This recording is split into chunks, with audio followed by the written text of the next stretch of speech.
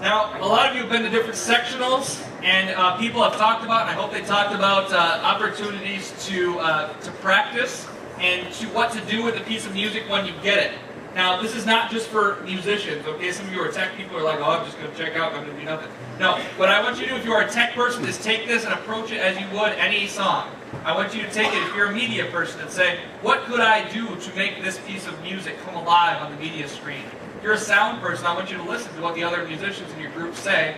Based on what they're going to do, how are you going to do your job more creatively as a sound person?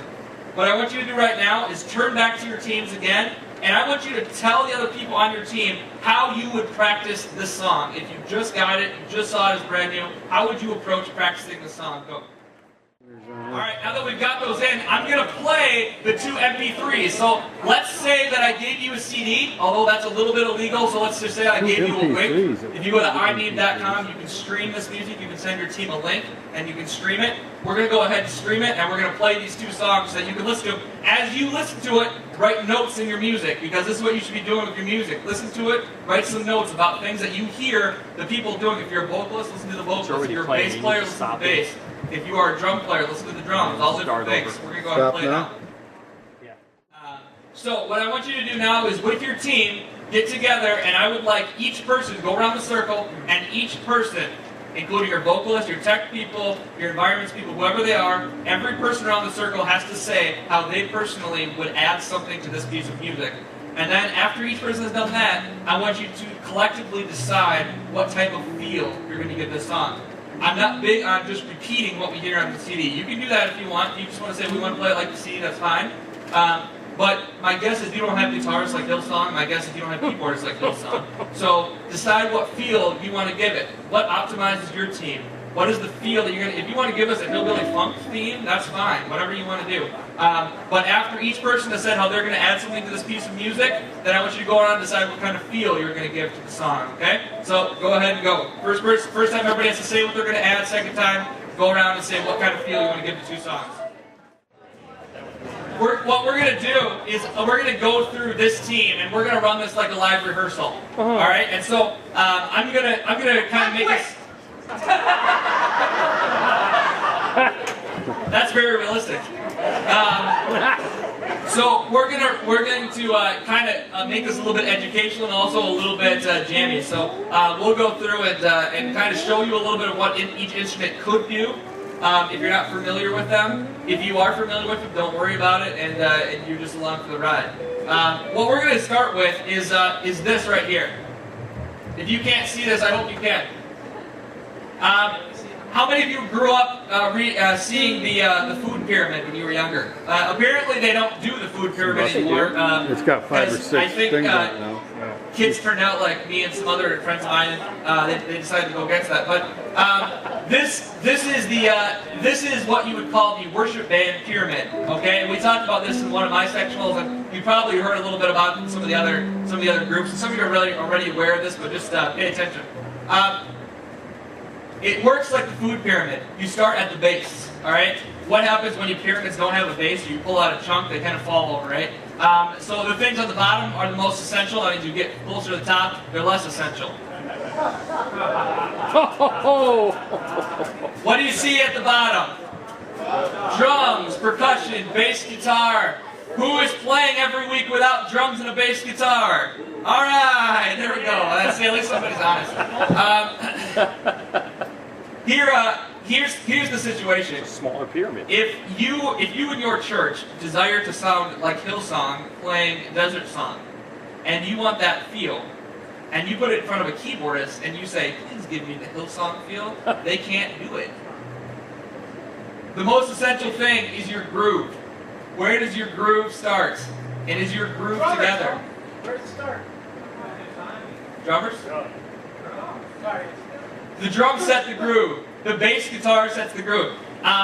Put on your stage, put your bass guitarist and your drummer together, because those two, if those two are off, your entire song will be ruined. I promise you. I don't care how good your guitarist is. I don't care how good your pianist is. I don't care how good your singers are. If you don't put your bass guitarist and your drummer together and they're not in sync, you've lost it. All right. Now, solutions to this might be turning down the drummer or turning down the bassist, but that's not really a thing to do with integrity.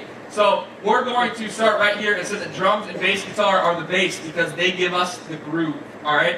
When you're doing a worship song and you want to model what another worship band is doing, you need to find the groove.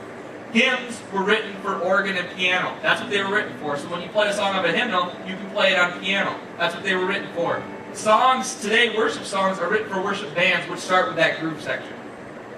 The next most important instrument here is the rhythm guitar, and most times it's an acoustic guitar, like the one that Tom is filling in for me on here. What Tom is probably going to be doing, especially because he has electric guitars with him, is he's probably just going to be chunking along on some strumming and some chords like that. Now, if you're a real fancy acoustic guitarist and you want to pick a little bit, play a little finger picking, that's cool. But I'll tell you what will happen is that you're going to completely get lost when the band is playing. You're not going to have it. It sounds cool, but unless you stick a mic right up on his fingers, you're not really going to hear anything. That's not how acoustic guitars are made. You need to kind of play to the strength of the instrument. Sorry, I just wanted to do that. Now that Tom's blind, one of the nice things about playing acoustic guitar, if you are an acoustic guitar worship leader, the nice thing about it is that you will eventually get lost if your band is playing at a high quality. All right? If you listen to worship bands, unless the worship leader is real strong on acoustic guitar, or that's really the sound that they want to hear, they're going to get lost. Now, when we listen for monitors, a lot of times the people who are listening to it want to hear that acoustic guitar because it kind of gives them that chunk-along beat. It gives them that rhythm. But when the whole band is sounding at a full level, a lot of times the acoustic guitar kind of backs off and isn't real loud. All right? If you have a church where your acoustic guitar is overpowering everything and you have a full band, then you probably need to bring back your acoustic guitar a little bit because that's not exactly the feel that you're looking for. It plays its part and it helps keep the rhythm, but it's not really the loudest instrument of the group.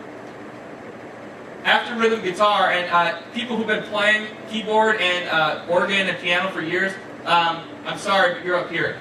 And for a lot of churches, this is a big deal. We were talking in the Worship Leader Summit this afternoon that one of the biggest challenges to moving from a traditional to a contemporary setting is the changing of the role of the keyboard.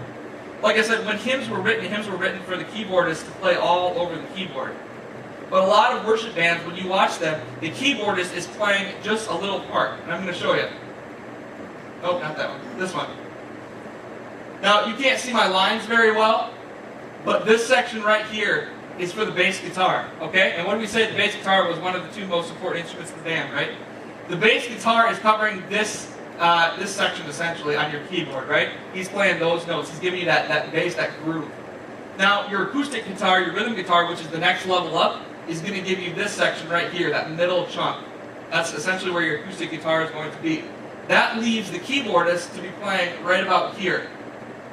Now, that's not always true. That's not always true. Some keyboardists play all over the keyboard and they do a great job with it. But in a lot of bands, your really good keyboardists are going to be playing right about here. And because keyboardists are really good at multitasking, because keyboardists are oftentimes doing this in a solo setting, so they have a lot of talent, a lot of giftedness. A lot of times what they'll do to compensate for it, because they'll get bored just playing up there, they'll add a second keyboard, or they'll add a laptop up on top, or they'll add an organ over here on the side, or a second keyboard on the side. And so what you see in a lot of modern worship bands is keyboardists who are multitasking, but not all on one keyboard. They're multitasking on multiple keyboards and using oftentimes a laptop to do MIDI processing.